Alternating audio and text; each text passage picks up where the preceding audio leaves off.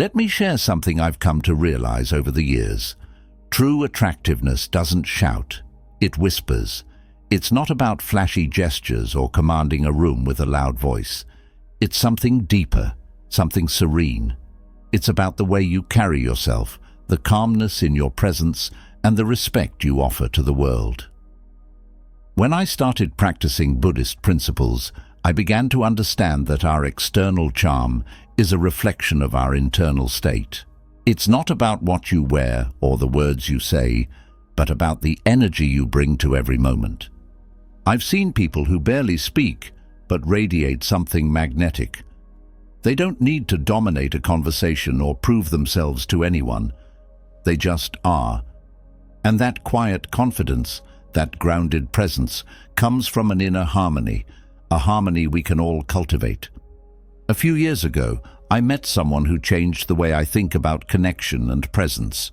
His name was Ravi, an elderly man who ran a small tea stall in a bustling street corner. His life was simple, far from the flashy, competitive world we're used to, but people flocked to him. Customers waited patiently in long lines, not just for the tea, but for a few moments in his company. There was something about him, his calm smile, the way he greeted each person as if they were the only one that mattered. He didn't talk much, but his presence was like a soothing balm in the chaos of the city. Curious, I started spending time at his stall, watching and learning. One day I asked him, "What's your secret? How do you make people feel so comfortable around you?" He looked at me with a soft chuckle and said, "It's no secret. Just live simply, stay kind, and see people for who they are, not what they can give you."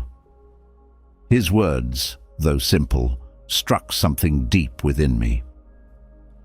Over time, I noticed that Ravi embodied habits that mirrored Buddhist teachings, habits that didn't just make him attractive to others, but made him deeply content with himself.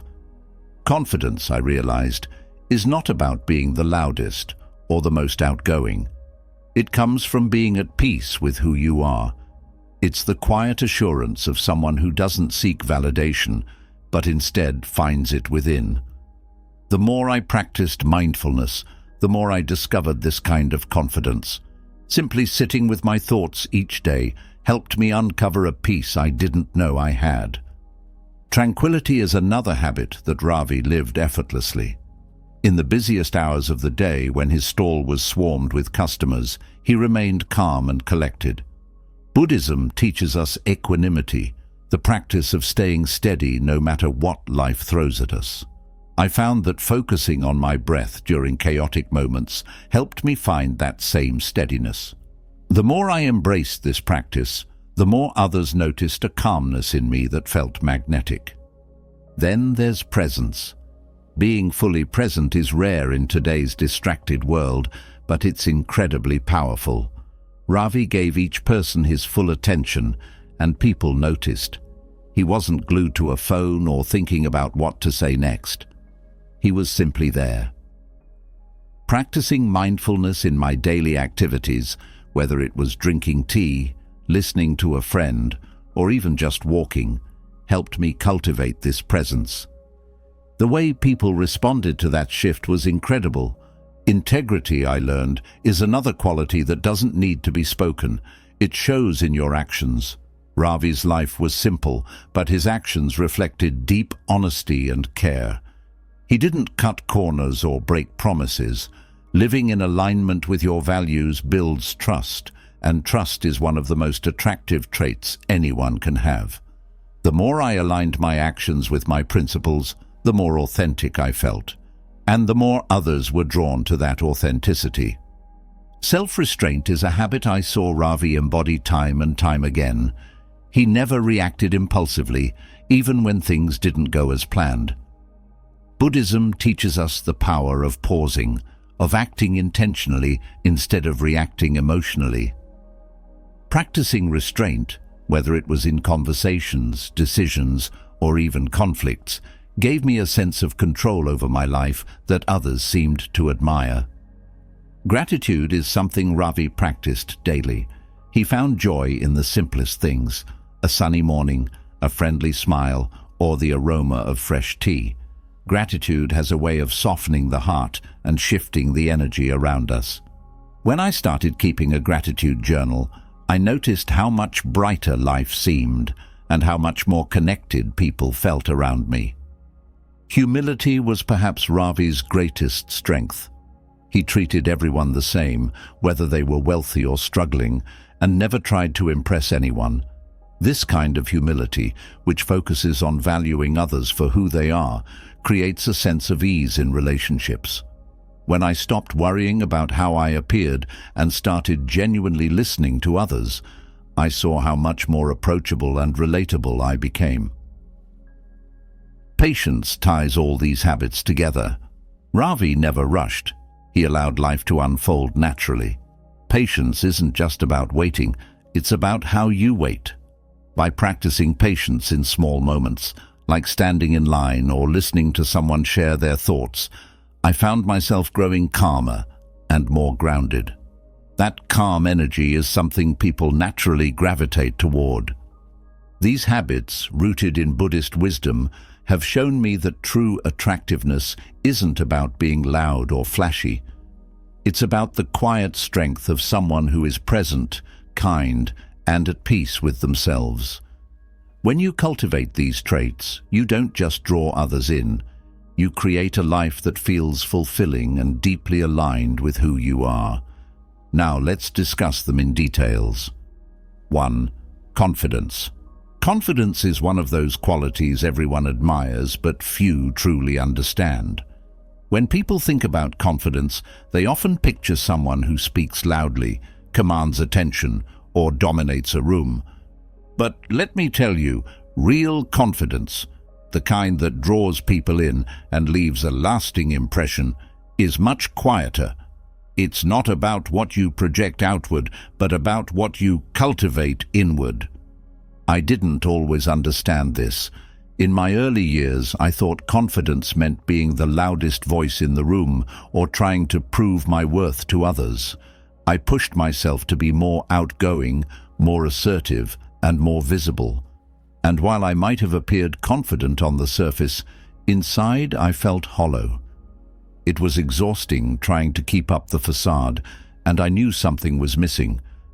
It wasn't until I began exploring Buddhist teachings that I understood the root of true confidence: inner peace. Buddhism teaches us that confidence doesn't come from external validation or achievements.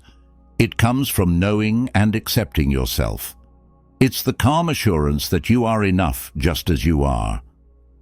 I'll never forget the moment this clicked for me. I was sitting in meditation one morning, focusing on my breath, when a thought crossed my mind. What if I stopped trying to prove myself? What if I just was? The stillness of that moment was profound. I realized that the constant striving for approval wasn't confidence. It was insecurity dressed up as ambition. True confidence comes from being comfortable in your own skin. It's the ability to show up as yourself without needing to impress anyone. And let me tell you, when you embody this kind of quiet confidence, people notice. They're drawn to the calm, grounded energy you bring into a room. One of the first practices that helped me cultivate this inner peace was mindfulness.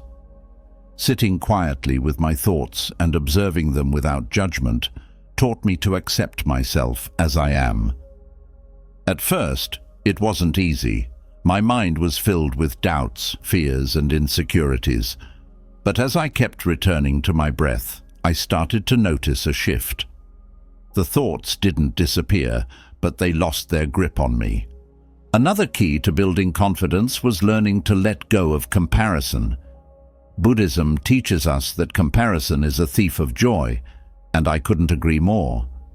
When I stopped measuring myself against others, whether it was their achievements, appearance, or charisma, I felt a weight lift off my shoulders. I began to focus on my own journey, my own growth, and my own values. But let's be honest, confidence isn't something you develop overnight.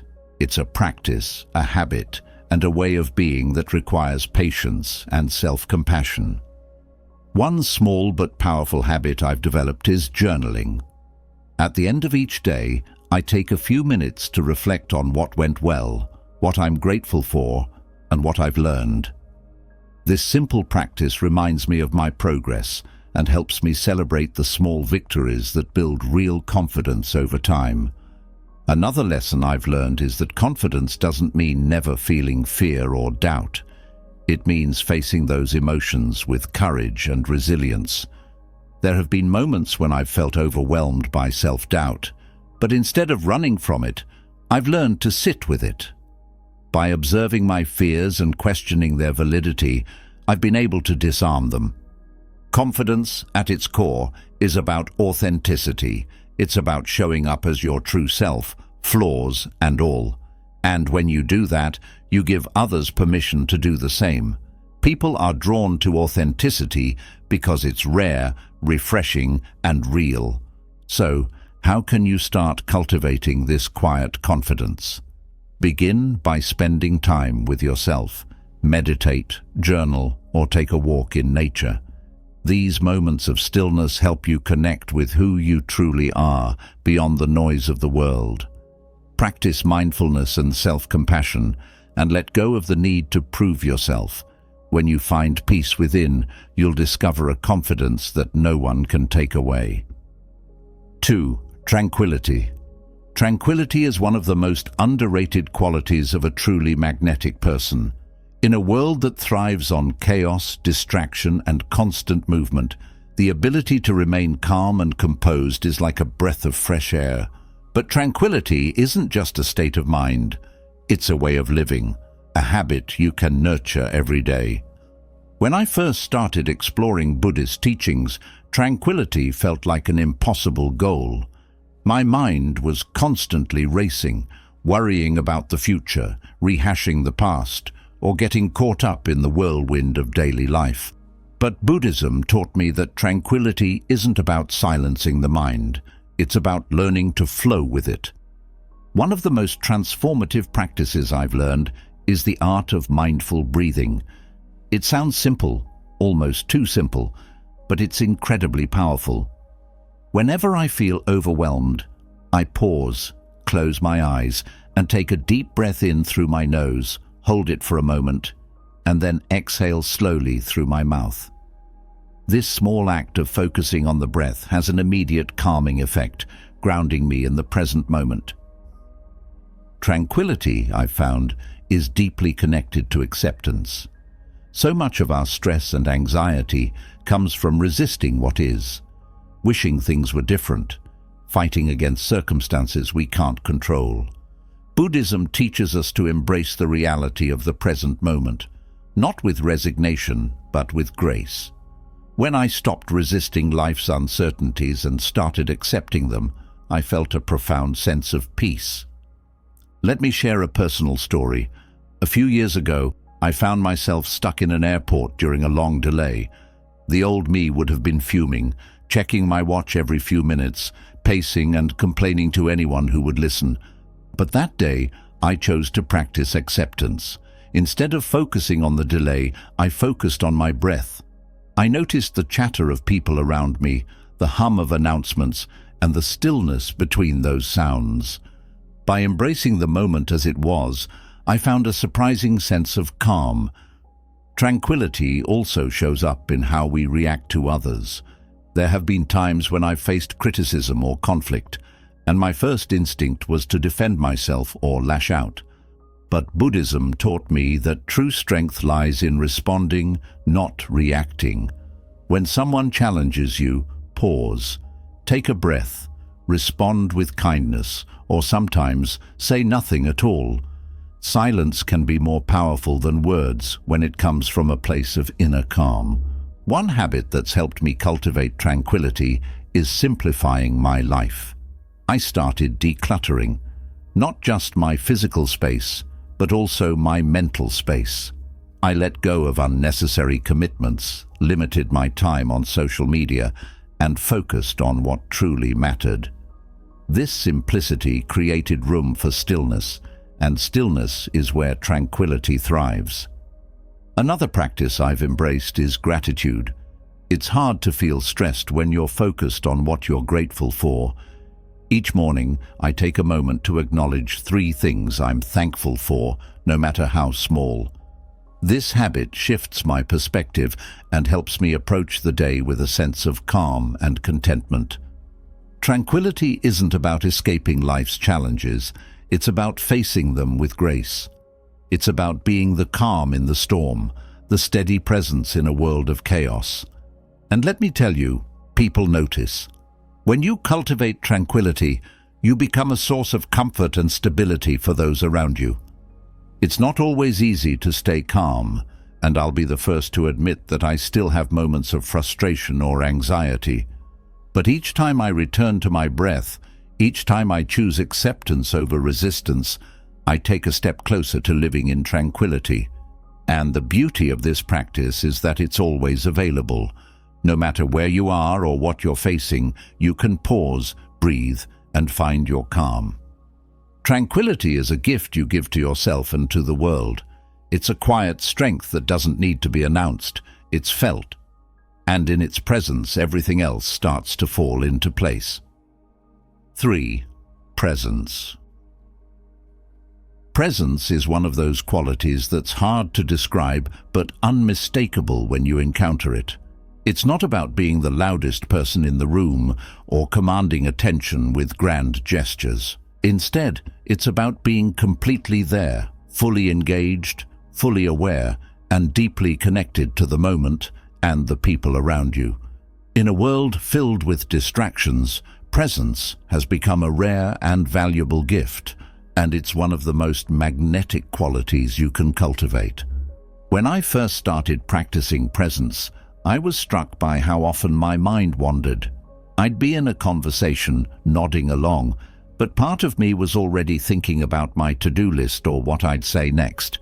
I wasn't really there, and people could feel it.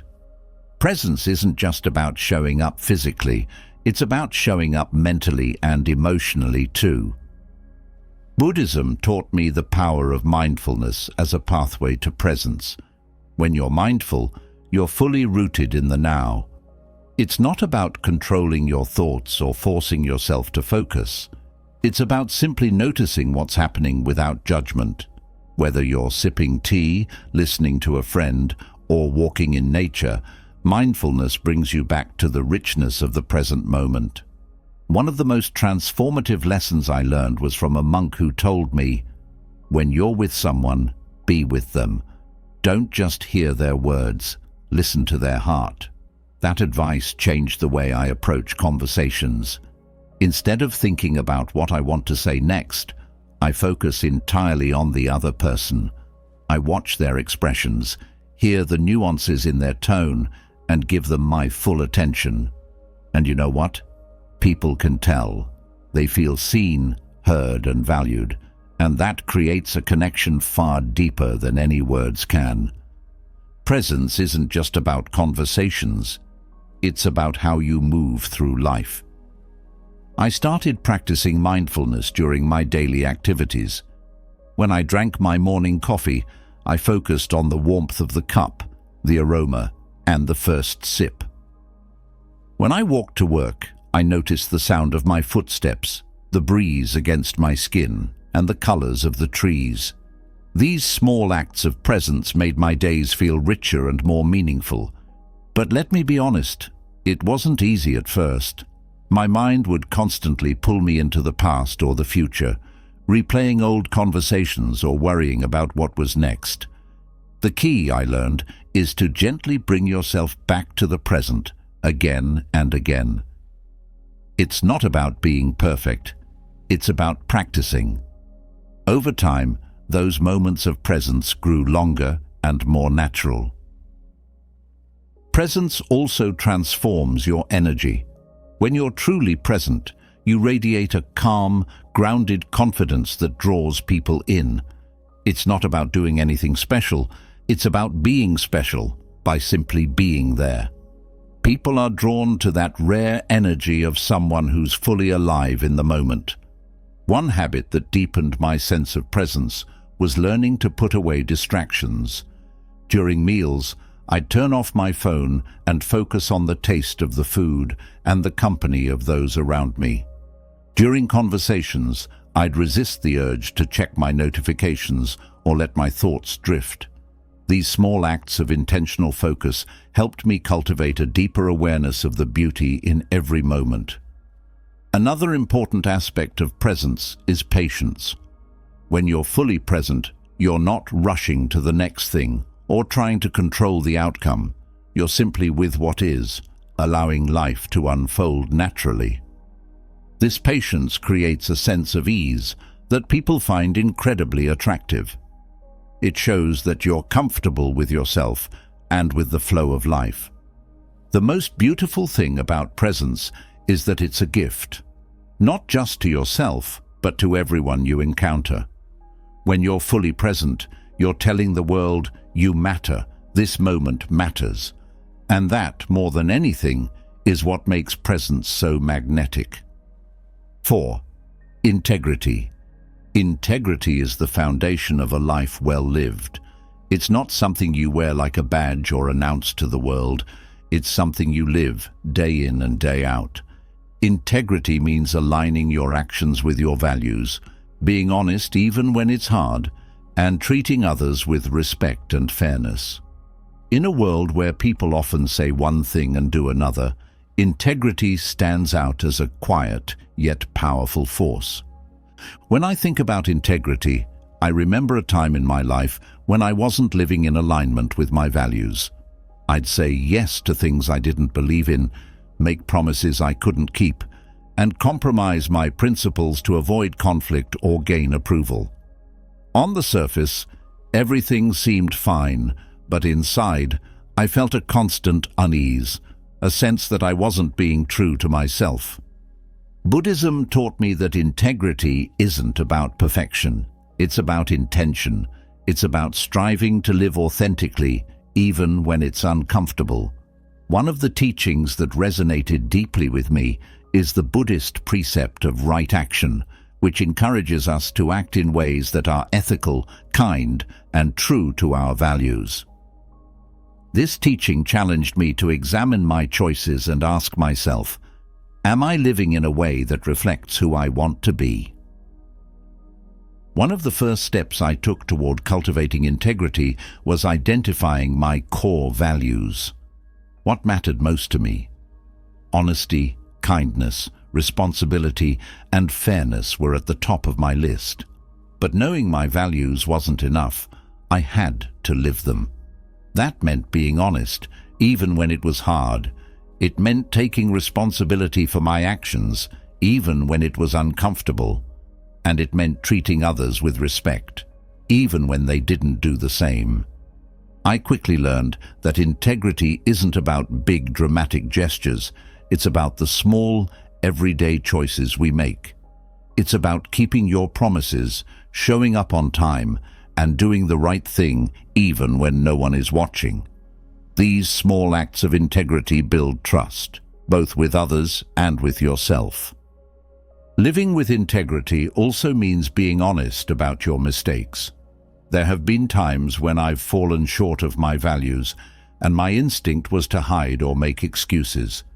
But Buddhism teaches us to approach our imperfections with compassion, not judgment.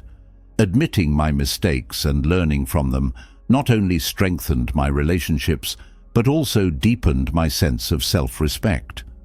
One of the most powerful aspects of integrity is the way it influences how others see you. People are drawn to those who are genuine, reliable, and consistent. When you live with integrity, you become someone others can trust, someone they know will do the right thing. This trust is the foundation of meaningful connections and lasting respect. But integrity isn't just about how you treat others. It's also about how you treat yourself. Are you honoring your own needs and boundaries? Are you being honest with yourself about what you want and what you stand for? For me, this meant learning to say no to things that didn't align with my values, even when it was difficult. It meant prioritizing self-care and refusing to compromise my well-being for the sake of pleasing others. Integrity requires courage, but it also brings freedom. When you live authentically, you don't have to pretend or keep up appearances. You can move through life with a sense of peace, knowing that you're true to yourself. And that kind of authenticity is incredibly attractive. It shows strength, character, and a deep sense of self-worth.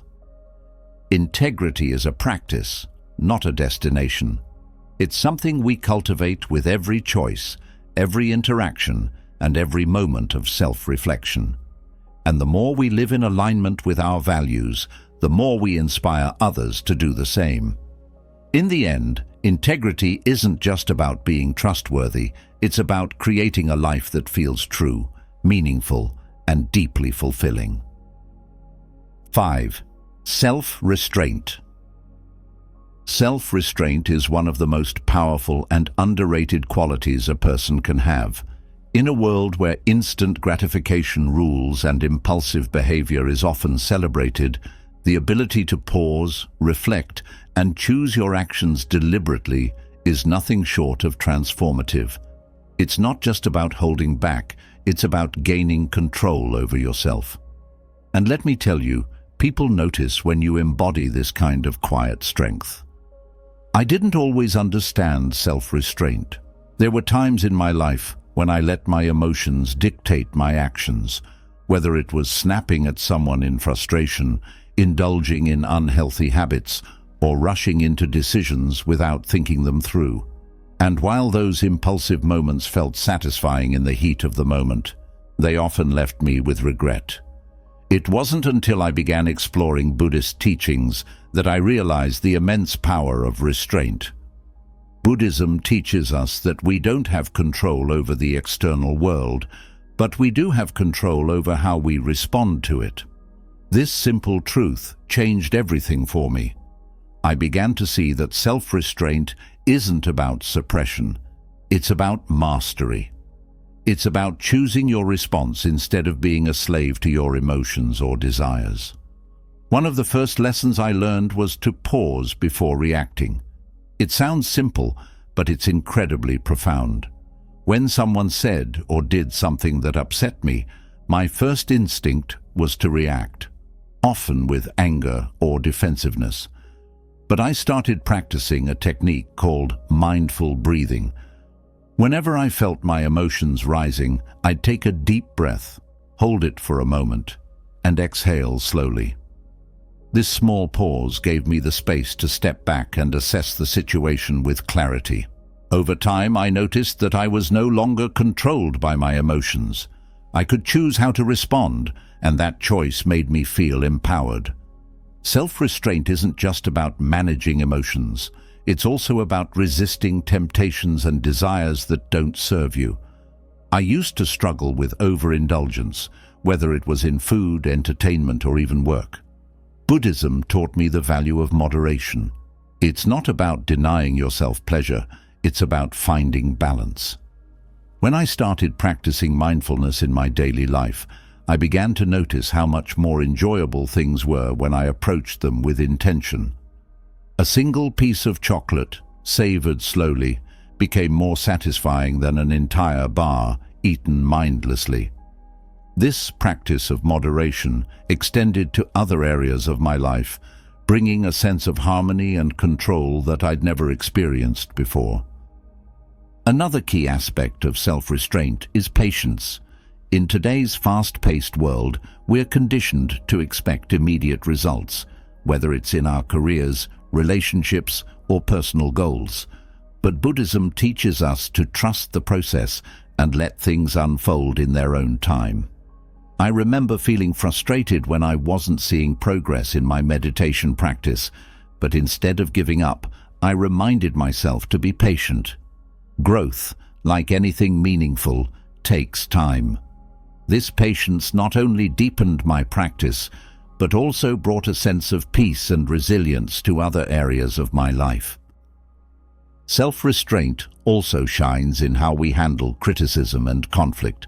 There have been moments when I wanted to lash out or defend myself against unfair criticism, But I learned that true strength lies in staying calm and composed. Responding with kindness, or not responding at all, demonstrates a level of control that commands respect. It's not about letting people walk over you. It's about choosing your battles and preserving your energy for what truly matters. Over time, I've realized that self-restraint is not about restriction. It's about freedom. When you're no longer at the mercy of your impulses, emotions, or desires, you gain a sense of inner strength and independence that's incredibly empowering. And that strength is something people can feel. It's a quiet, steady confidence that makes you stand out without needing to draw attention to yourself. Self-restraint is a practice, not a destination. It's something you cultivate through mindfulness, reflection, and patience. And the more you practice, the more you'll discover that this seemingly simple quality has the power to transform not just your relationships with others, but your relationship with yourself. 6. Gratitude. Gratitude is one of those qualities that can completely shift your perspective on life. It's easy to get caught up in what's missing, what's wrong, or what could be better. But when you take a moment to focus on what you already have, something magical happens. Your world starts to feel richer, your heart feels lighter, and you radiate a kind of warmth that draws people in. For a long time, I thought gratitude was just about saying thank you or appreciating the big things, family, health, success. But as I delved into Buddhist teachings, I realized that gratitude is much deeper. It's not just an emotion. It's a way of seeing the world. It's a practice of noticing the small, beautiful moments that often go unnoticed. I remember a time when I was going through a particularly difficult period. Everything felt like it was falling apart, and it was hard to see the light at the end of the tunnel. One day, a mentor suggested I start a gratitude journal. At first, I resisted. What do I have to be grateful for right now? I thought. But I gave it a try. I started small, writing down 3 things each day that I appreciated. Some days, it was as simple as the warmth of the sun on my face or a kind word from a stranger. Other days, it was the support of a friend or a moment of peace during meditation. Slowly but surely, my perspective began to shift. I started to see that even in the midst of chaos, there were blessings to be found. Gratitude isn't just about appreciating what's easy to love. It's also about finding value in the challenges. Buddhism teaches us that everything, even pain and hardship, can be a teacher. When I began to approach my struggles with gratitude, asking, "What can I learn from this?"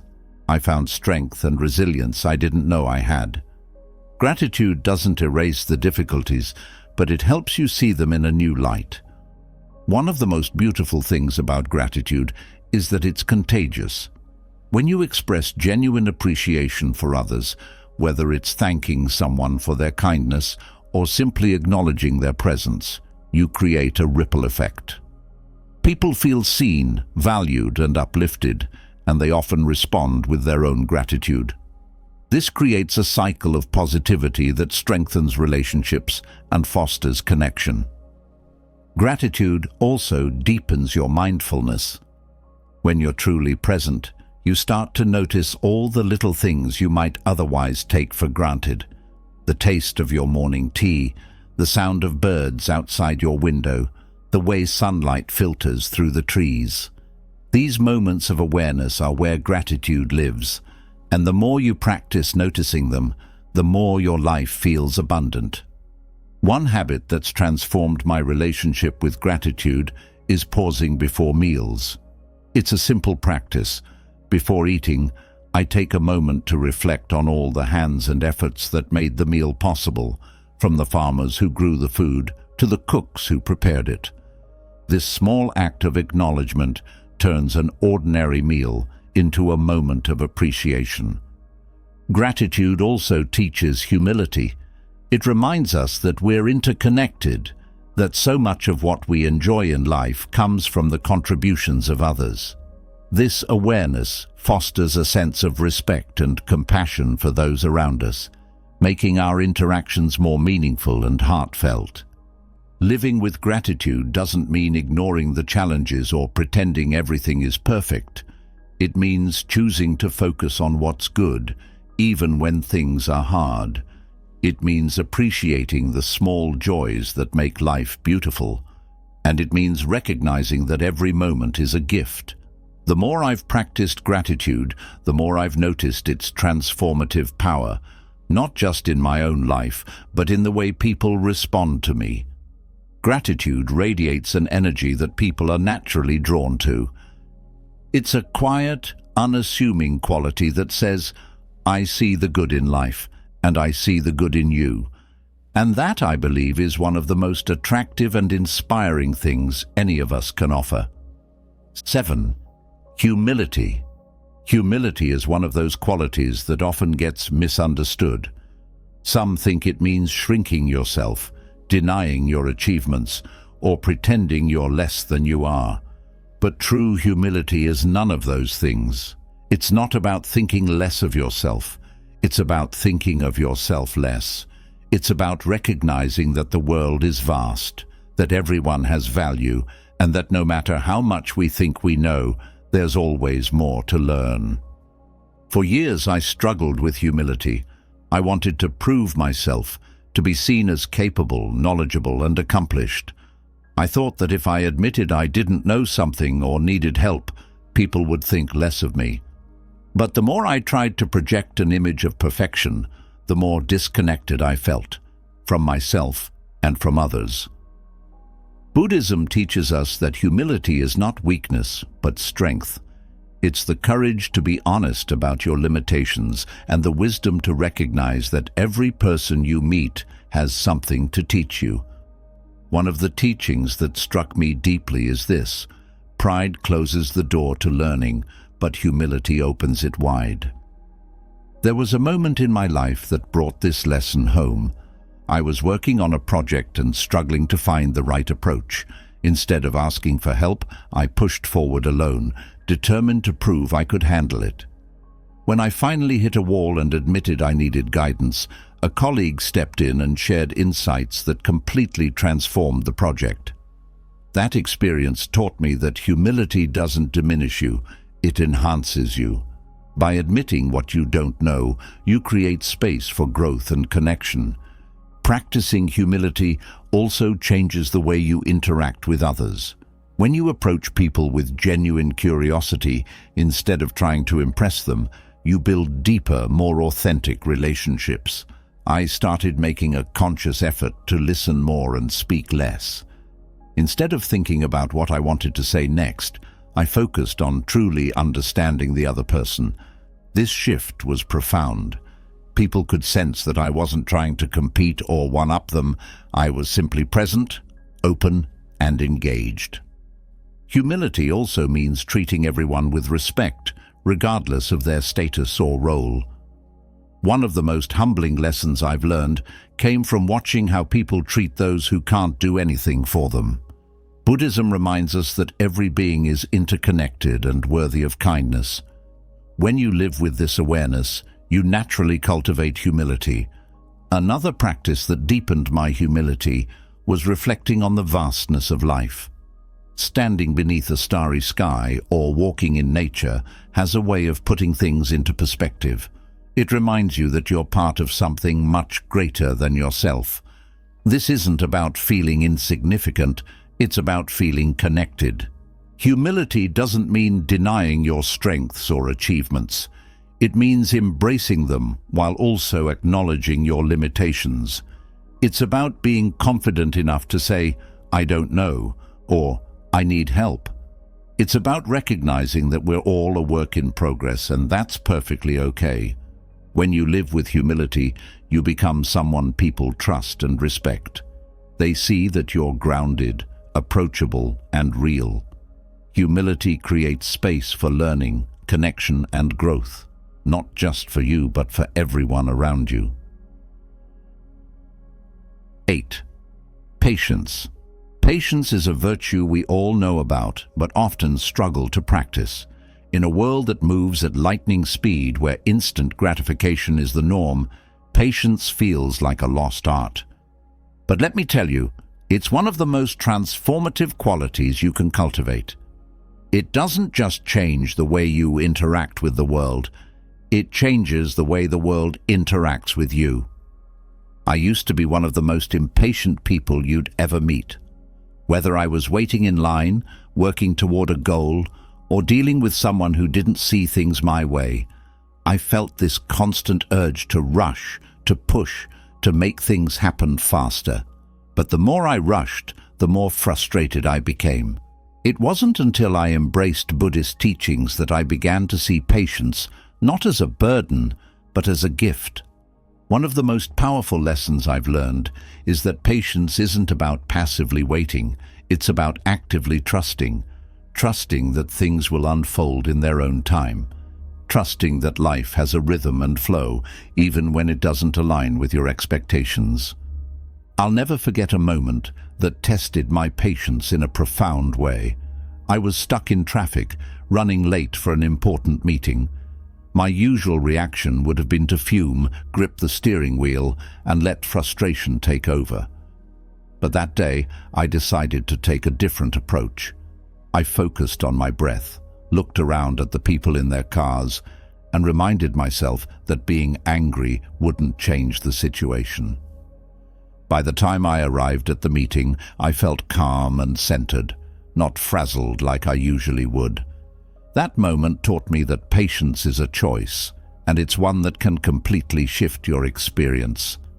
Patience is also about accepting the process of growth, whether it's learning a new skill, healing from a loss, or working toward a dream. Progress takes time. I used to feel frustrated when I didn't see immediate results. But Buddhism teaches us to honor the journey, not just the destination. When I started focusing on the small steps I was taking instead of the distance I had left to go, I found a sense of peace and satisfaction in the process. One of the most challenging aspects of patience is dealing with others, especially when they're difficult or slow to understand your perspective. There have been times when I wanted to snap or push my agenda forward, but I've learned that patience is about meeting people where they are. When you give someone the space to be themselves, to express their thoughts and feelings, you create a sense of trust and understanding that's incredibly powerful. Practicing patience also means letting go of the illusion of control. So much of our impatience comes from wanting things to happen our way, on our timeline. But life has its own rhythm, and trying to force it only leads to frustration. When I started surrendering to the flow of life, I felt a sense of freedom I'd never experienced before. One habit that's helped me cultivate patience is mindfulness. Whenever I feel impatience creeping in, I pause, take a deep breath, and bring my attention back to the present moment. This simple practice helps me step out of the cycle of frustration and into a space of calm awareness. Gratitude also plays a role in patience. When you're focused on what you have, rather than what you're waiting for, it's easier to find peace in the moment. I started keeping a gratitude journal, and it completely changed the way I approached waiting. Instead of seeing it as wasted time, I began to see it as an opportunity to reflect, breathe, and appreciate the present. Patience is a quiet strength. It shows that you trust yourself, others, and the process of life. It's not about sitting back and doing nothing. It's about showing up with grace, even when things don't go your way. And when you embody patience, people feel it. They see you as calm, grounded, and reliable, a source of stability in a chaotic world.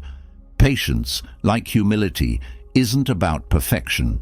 It's about practice. Every moment of waiting, every challenge, every setback is an opportunity to grow this vital quality. And the more you cultivate it, the more you'll discover that patience isn't just a virtue, it's a superpower.